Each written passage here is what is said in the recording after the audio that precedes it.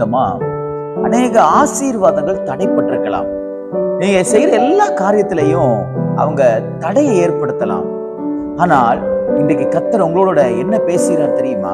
ஆதியாகமத்தின் புஸ்தகம் 26ஆம் அதிகாரம் 28வது வசனம் இப்படியாக சொல்லுகிறது, நிச்சயமாய் கர்த்தர் உம்மோடே கூட இருக்கிறார் என்று கண்டோம். என்ன சம்பவம் இது? ஈசாக்கு தகப்பனார் வெட்டின துறவை எல்லாம் திரும்ப தோண்டுகிறார். தோண்டும் பொழுது பகைவர்கள் என்ன செய்யறாங்கன்னா அதை மூடி போட்டுறாங்க. மூடி போட்ட உடனே திரும்பவும் அந்த ஈசாக்கு என்ன செய்யறார் என்றால் திரும்பவும் துறவை தோண்டுகிறார். ஆண்டவர் அதை மூடக்கூடாதபடிக்கு சத்துருக்களை கர்த்தர் நிறுத்தி வைத்து விடுகிறார். இதை பார்த்த உடனே அந்த சத்துருக்களுக்கு தெரிஞ்சு போச்சு, தேவன் இவன் கூட இருக்கிறார் என்று. அதைத்தான் இப்பொழுது நான் வாசித்தேன். நிச்சயமாகவே கர்த்தர் உம்மோடே கூட இருக்கிறார். சத்துருக்கள், உங்கள் சத்துருக்களுடைய வாயிலிருந்து இந்த வார்த்தையை கர்த்தர் இந்த நாளிலே வர பண்ணுவாராக. அவர்கள் அநேக துறவுகளை அவர்கள் மூடி போட்டிருந்தாலும் கர்த்தர் திரும்ப துறவை தோண்ட வைத்தார் ஈசாக்கு.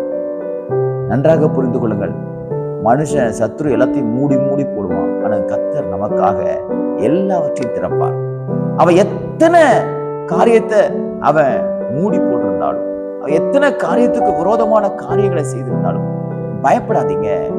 கர்த்தர் உங்களுக்காக வைத்திருக்கிற துறவை எந்த ஒரு மனுஷனோ மனுஷியோ தொடவோ தூர்த்து போடவோ முடியாது. காரணம், கர்த்தர் உங்க கூட இருக்கிறார். நீங்க கையிட்டு செய்யற வேலையா இருக்கலாம், உங்க படிப்பா இருக்கலாம், உங்க ஃபியூச்சர் லைஃபா இருக்கலாம், எதுவா இருந்தாலும் மனுஷங்க தடை பண்ணிக்கிட்டே இருக்காங்க. நீங்க சோர்ந்து போகாதீங்க. ஒரு காலகட்டத்துக்கு அப்புறம் அவங்க எவ்வளவு தடை பண்ணாலும் அந்த தடை உங்களுக்கு வராது. அவங்க எவ்வளவு என்ன பண்ணாலும் அது உங்களை சாராது, அது உங்களை சேதப்படுத்தாது. ஏனென்றால் தேவன் உங்களுக்கென்று வைத்திருக்கிற ஆசீர்வாதம் நிச்சயமாய் கிடைக்கும். காரணம், கர்த்தர் உங்களோட கூட இருக்கிறார். அதுக்கப்புறமா சத்துருடைய வாய் என்ன சொல்ல தெரியுமா? இதுக்கு மேலே ஒண்ணுமே செய்ய முடியாதுன்னு சொல்லி உங்களோடு கூட சமரசமாகி உங்களோடு கூட எல்லா குற்றங்களையும் ஒப்புக்கொண்டு மன்னிப்பு கேட்பார்கள். உங்களை குறித்து ஒரு பயம் அவர்களை பிடிக்கும். விசுவாசிக்கிறீங்களா?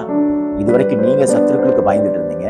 இந்த நாள் சத்துருக்கள் உங்களை பார்த்து பயப்படுகிற நாளாய், உங்களுடைய ஆசீர்வாதத்துக்கு விரோதமாய் போராடின அந்த போராட்டங்களுக்கு இன்னைக்கு ஒரு புல் ஸ்டாப், ஒரு முற்றுப்புள்ளியை கர்த்தர் வைத்து ஒரு புதிய ஆரம்பத்தையும், ஒரு புதிய சந்தோஷத்தையும், ஒரு புதிய செழிப்பையும் கர்த்தர் உங்களுக்கு தருவாராக. இந்த நாள் சத்துருக்களுடைய வாயிலிருந்து புகழ்ச்சியை ஏற்படுத்துகிற நாளாக தேவன் மாற்றி கொடுப்பாராக. God bless you.